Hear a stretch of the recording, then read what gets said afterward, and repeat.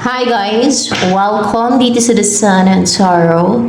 Ang reading nito ay for collective for anyone who can resonate. Sa reading nito, this is a general and a collective reading. Your energy at this time.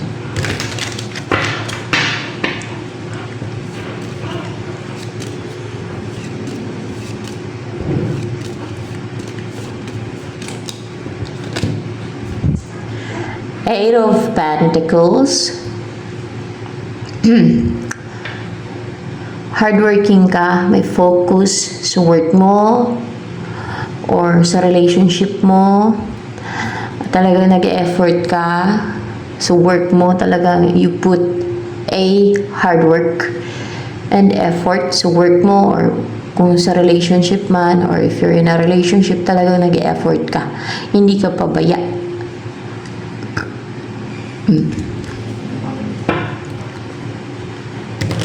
And with the color black here, black yung damit ng babae dito. You are grounded. Well, clarify ko muna ha. Grounded ka ba ngayon? Grounded? Ay, hindi. Kasi may black dyan eh.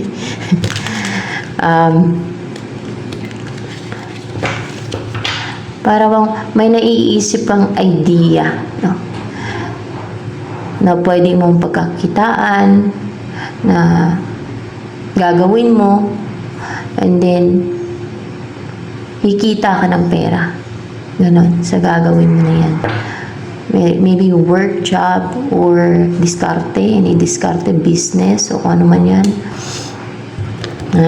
Trabaho, na pagkakitaan. Ano pa ang about sa'yo?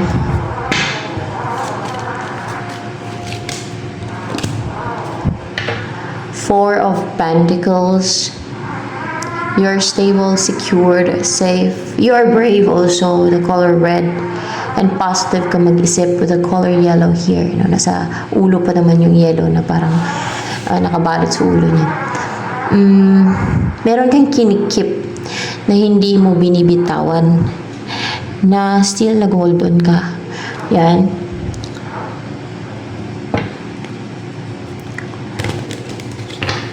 Ano ba yung kinikip mo? Person mo?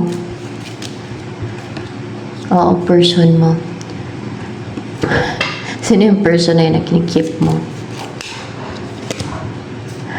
Ay, someone na inatake yung isip nito or may mga negativities na nang-atake sa isip niya or mga attacks or spirits or pwedeng atake orasyon ng iba, pwedeng mga ganon, or else ay naka-experience ng anxiety pero naka-recover na nga, no? So ganon, naka-experience ng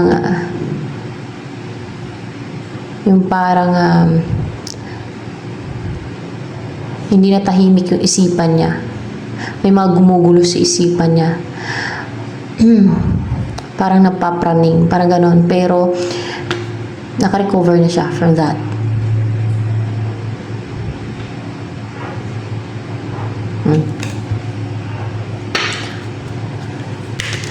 Ano pa ang information dito sa person na to na nag-embody na Nine of Swords in reverse na kinikip mo na person na yan?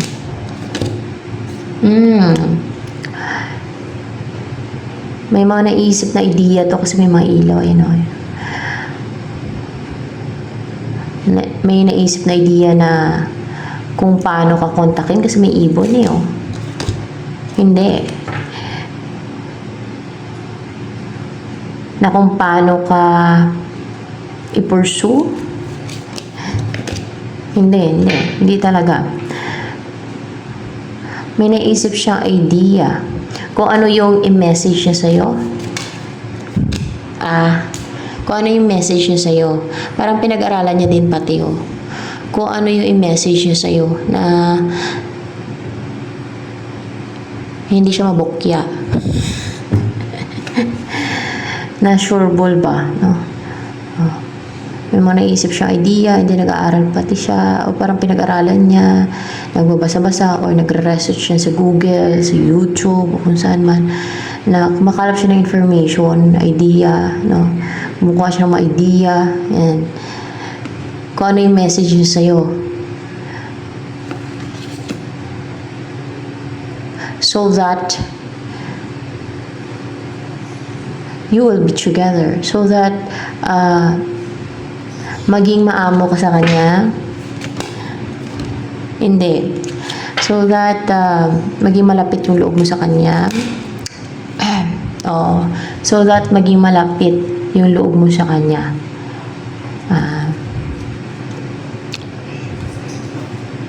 Ayan.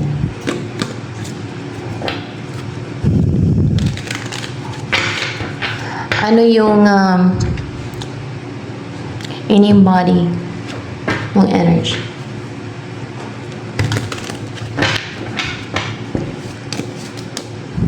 Love again. Love. Busilak talaga yung puso mo. Well, iba na pala to. Kanina yun. Ito din yung lumabas kanina sa isang reading kanina eh. Parang sunod-sunod ata. Ibig sabihin, mabubuti ang mga nanonood na dito sa channel ko, no? Mga busilak ang puso pala. Mga kind-hearted, mga pure-hearted, baka madami ang nag-transform, no? Baka madami ang nagbago, naging mabuting tao. O, kasi natakot na impyerno. Okay, puro love. Kanina lumabas din to. Yung love. O, nakaka-amaze naman, no? Diba? Madaming mabubuti ang puso. O, busilak ang puso. And may nag-transform nga sa'yo, may nagbago, parang na-clear, no? Parang binuhusan ka ng tubig na na-clear, no? Yung iyong aura, natanggal yung mga negativities, dark energies, mga evil influences. Ano pa ang personality mo?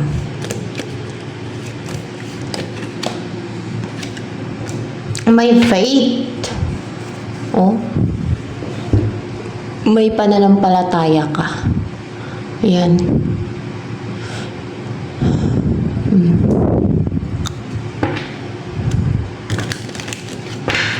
May sinabi si Jesus Christ sa Biblia. Yun eh, yun ang alam ko na sa Biblia yun. Na sinabi ni Jesus Christ na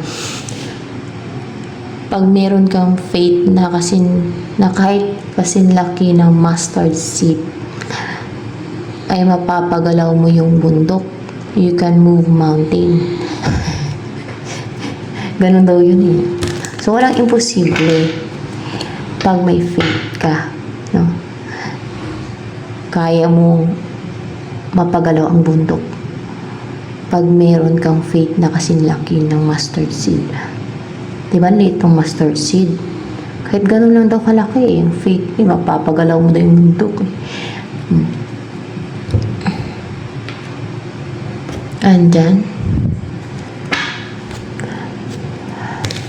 ano ba ang about sa iyo ngayon? Nagtagumpay ka? Or maybe you're in a public eye.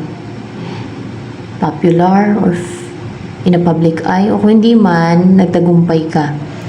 Ano po ba to, Lord Jesus Christ, yung 6 of Wands ito? Nagtagumpay, naging victorious. Oo, nagtagumpay, naging victorious ka daw. Ayan. Over what? Challenges? Yes, over challenges. Ayan. Mahirap yun pag mga challenges Ano pa? Kasi ganun talaga eh. Lalo kung may mission ka, diba? Sa mga pagsubok yun yung walang spiritual mission, may mga pagsubok sa buhay, diba? Eh, paano kung meron kang spiritual mission? O, dadaan ka sa divine plan, sa preparation, mga matitinding pagsubok. Hindi basta-basta.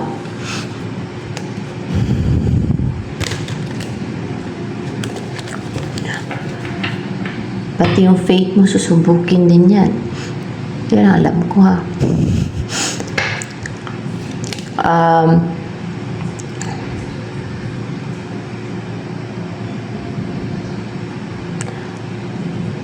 Ano ang feelings sa'yo ngayon ni Nine of Swords in reverse na yan na person mo? So, driven, determined, para bang inspired with the color magenta here, no? Parang malapit na din sa color ng crown chakra. Parang ganun. Kasi parang purple na din eh. Parang inspired to na mag-take ng action din. Yes, inspired din siya na mag-take ng action din. Siguro driven siya ng emotion niya, ng fear niya na malos ka niya forever. Kung kaya, yes, clouded yung isipan niya ng fear na malos ka niya forever. Yun din ang nagbibigay ng inspirasyon sa kanya na parang napupush sa kanya yung emotion niya na yun. Yung fear niya na malos ka niya forever. Yun, napupush sa kanya. Nagpapa-inspire sa kanya. Nagbibigay ng inspiration and fuel as well. And determination and push na mag-take ng action sa'yo. Ayan.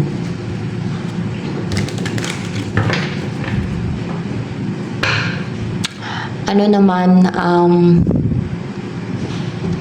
iniisip ngayon ni Nine of Swords in reverse na yan na person mo?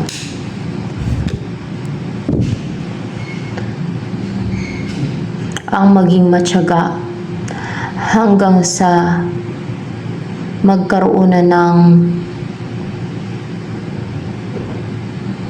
ang maging matyaga siya sa panunuyo sa'yo. Oo, maging matyaga siya sa panunuyo sa'yo hanggang sa magkaroon ng result ba? Parang katulad nitong tanim, no? Na nag-invest siya, di ba may mga pentacle dyan. So, pag nag-invest siya sa'yo, magtyaga siya na mag-invest sa'yo, na mag-effort, and mag-put ng hard work. And maging matyaga siya sa pag-aantay ng magiging result, no? Which is yung oo mo. Yun na ba yung result? Yung oo na sagot. Na oo ka. Na you will say yes na nabubuo na kayo ng pamilya. Sa alok niya nabubuo kayo ng pamilya. Yun pala yung alok niya na. Ang bubuo kayo ng pamilya. Kasi meron ng Three of Pentacles may clone ako. Kung yung alok niya sa'yo. Ito, yung magsama kayo, yung magtulungan kayo, no? Na bubuo na kayo ng pamilya, na magtulungan kayo as mag-partner, magkaanak kayong dalawa, ayan, masaya kayo together, na magkaroon ng collaboration sa inyo, pagtutulungan, teamwork, ayan, sa loob ng tahanan nyo, kung may mga hobbies man kayo o hilig na ginagawa nyo together, mga ganun ba, na na-enjoy ninyo, masaya kayo, you love to do it together, ganyan ba? See.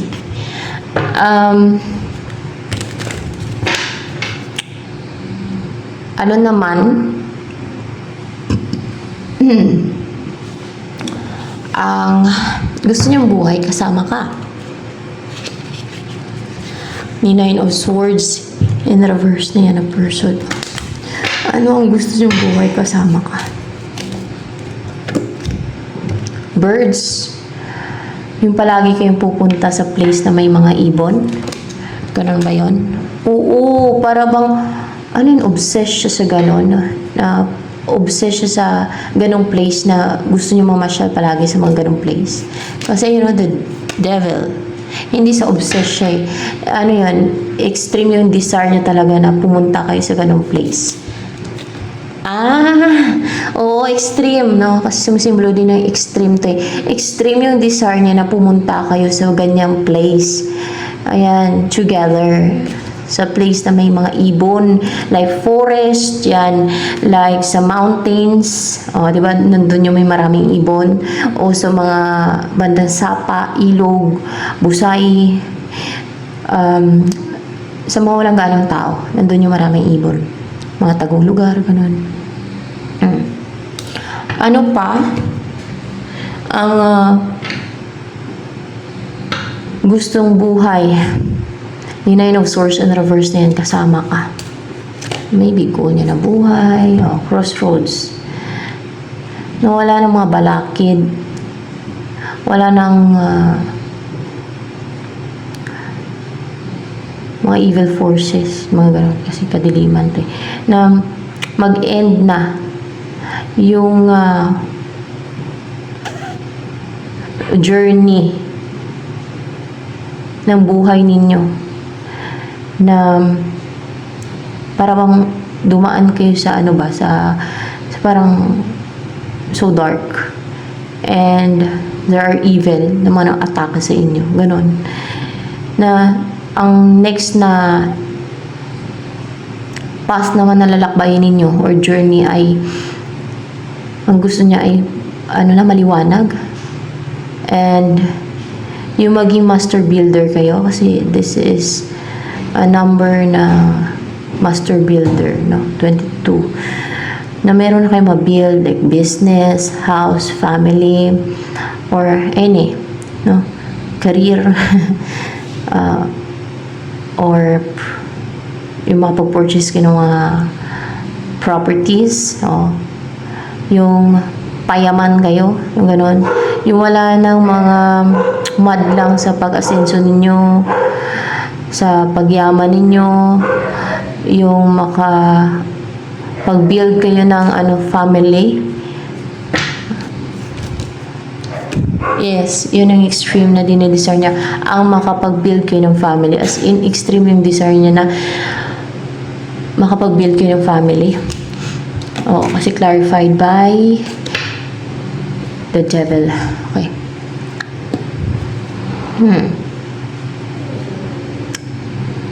Crossroads. At positive na yung magiging buhay ninyo. Wala nang mga namimisti sa inyo, sa inyong relationship, sa inyong dalawa. Na mamuhay na kayo na masaya, joyful, active kayo, hindi na detrain yung energy ninyo,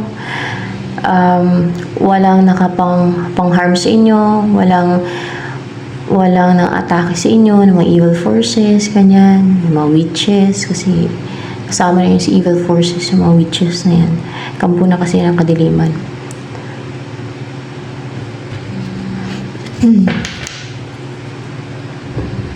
Ano pa?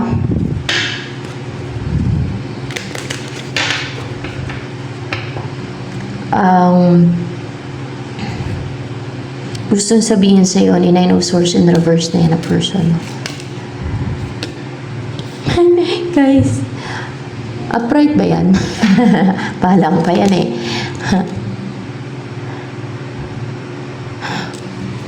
One more.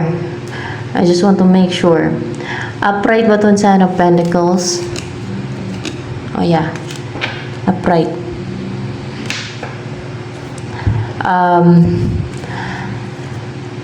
Ten of Pentacles and Nine of Wands in reverse.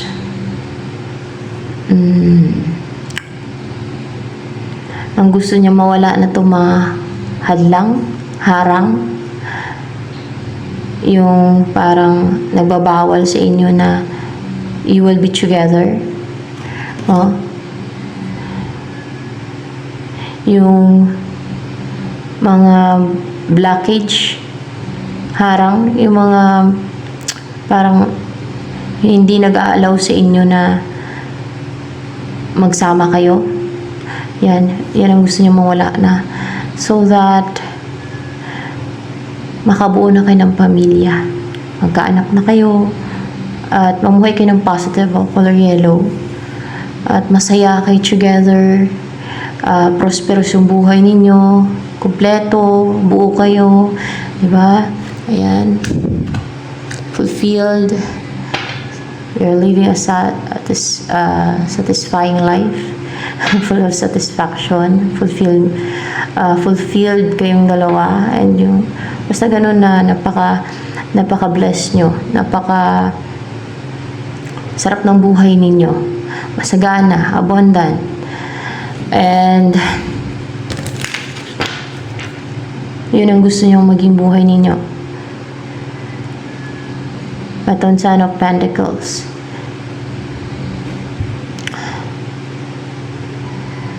Ano ang wish for you ng person mo na yan na si Nine of Swords in reverse? Ano ang wini-wish niya for you?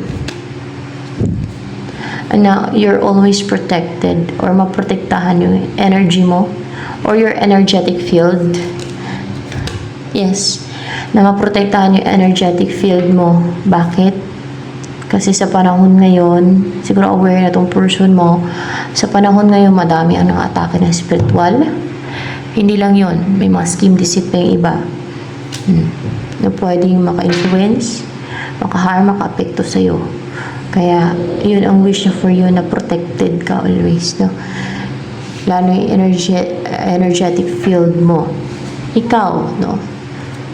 Lahat na parang may paikot sa'yo ng proteksyon. Ayan. Na parang nasa loob ka ng bola na to na protected ka. Protektado ka. Na lahat ng atake nila hindi makapasok sa'yo. Bounce back lang. O kaya ay ma-deflect ba. Because your person cares for you. Nagki-care siya sa'yo. Because your person cares a lot. Not talaga. Ano yung nagustuhan sa'yo ng person mo na to na si Nine of Swords in reverse? King of Pentacles in reverse.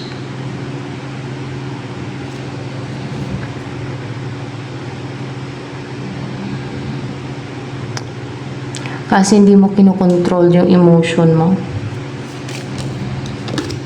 Hindi. Kasi hindi mo kinokontrol yung sarili mo. Hindi yun. Minsan kasi iba to eh. Kasi hindi ka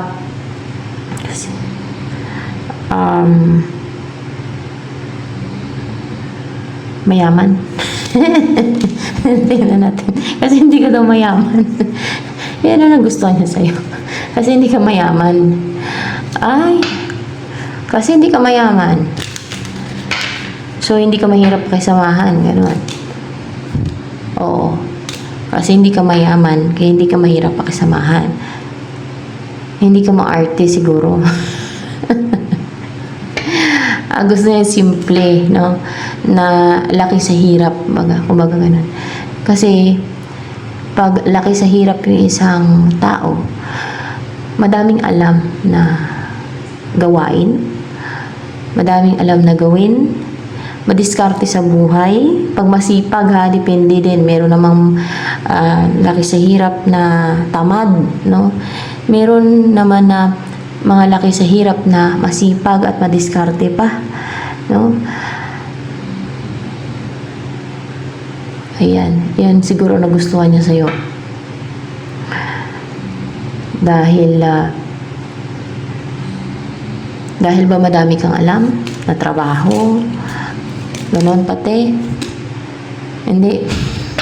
Baka hindi niya din alam kung madami alam mong trabaho. Mas lalo na siguro kung madami kang alam na trabaho, na gawin, like magluto, no? Na madami kang experience ba? Madami kang ginagawa na, alam mo yung hindi ka pabigat. Yung talagang maging thankful din siya na ikaw yung nakatuluyan niya. Kasi madami kang alam na gawin. Yun. Kasi madiskarte ka sa buhay. Kasi hindi ka tamad, di ba? Kasi marunong ka sa buhay. Oo. Talaga mas lalo siya maging thankful. Pagka marunong ka sa buhay, pag masipag ka, pag madiskarte ka sa buhay, pag madami kang alam na gawin. No? Lalo kung flexible ka, kahit ano lang, ay alam mo kung paano masolusyonan yung problema, kung paano mo gawin yung isang trabaho, no? Na alam mo lahat ng klase ng trabaho, lalo sa bahay. Oh.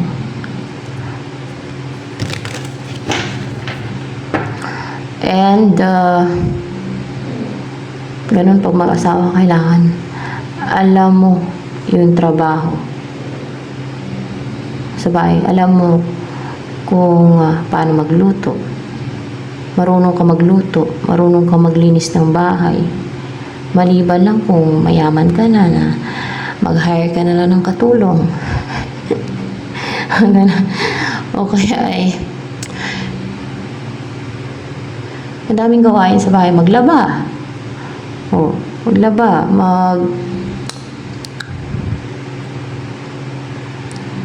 Magtanim-tanim.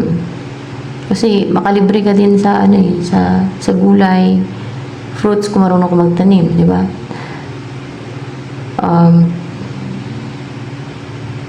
At fresh pa yung kakainin ninyo na gulay, prutas. Ipipik mo lang sa backyard nyo. Sa garden. Ang sarap sa pakiramdam mag-harvest ng tanim, like fruits and vegetables. Para sa mga mahilig magtanim, katuwaan na nila yan. Na-enjoy nila yung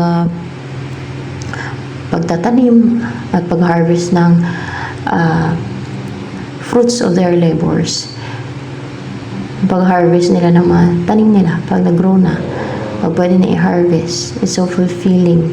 Yan, yung pakiramdam.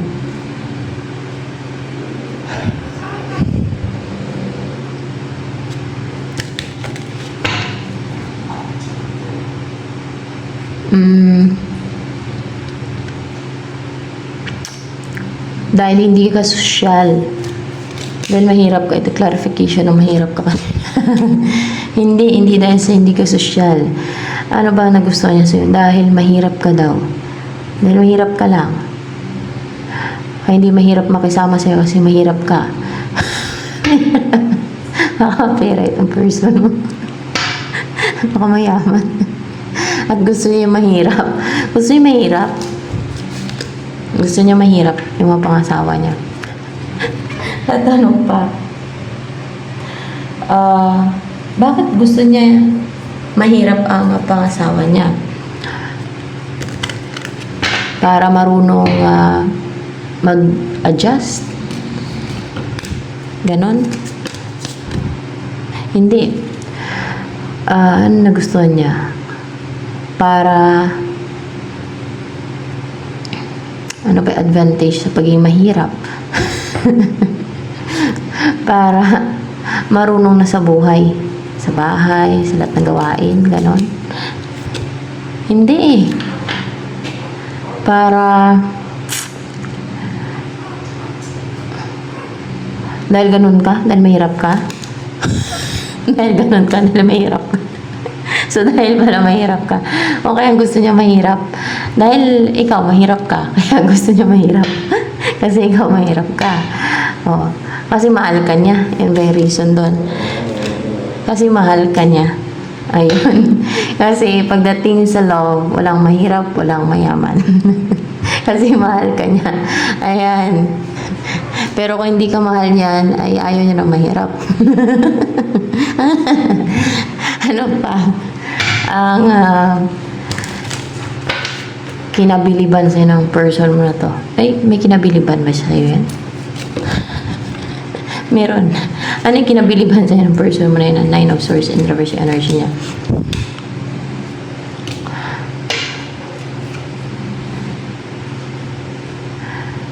Kasi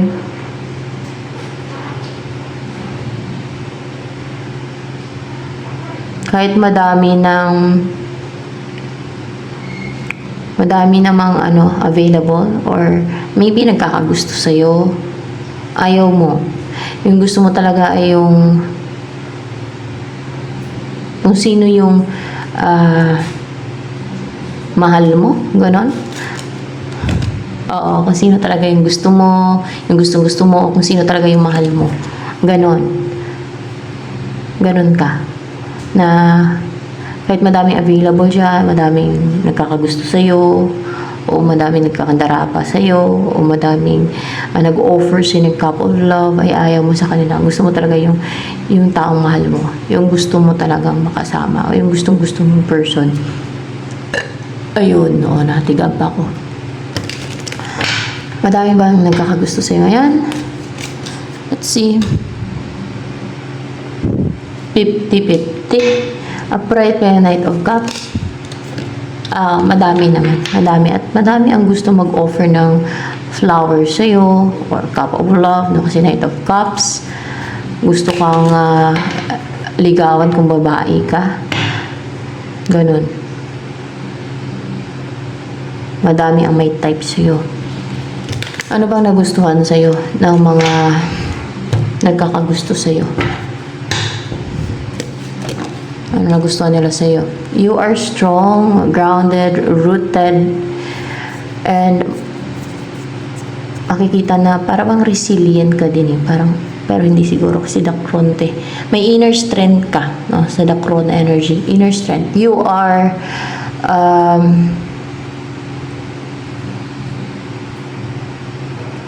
strong inside and out. May strength of mind. Nakikita din sa'yo na napakatatag mo, no? Napakatatag mo, napakatibay mo. And ano naman ang pinaka nagustuhan sa'yo ng person mo na to na si Nine of Swords in reverse? Kasi fair ka, balanced, justified, you know what is right from wrong, you're just, marunong magtimbang-timbang kung ano yung tama sa mali. At makatwiran. Yun ang makatwiran eh. Maganyang card. So, ayan. Ito na lamang guys for collective reading.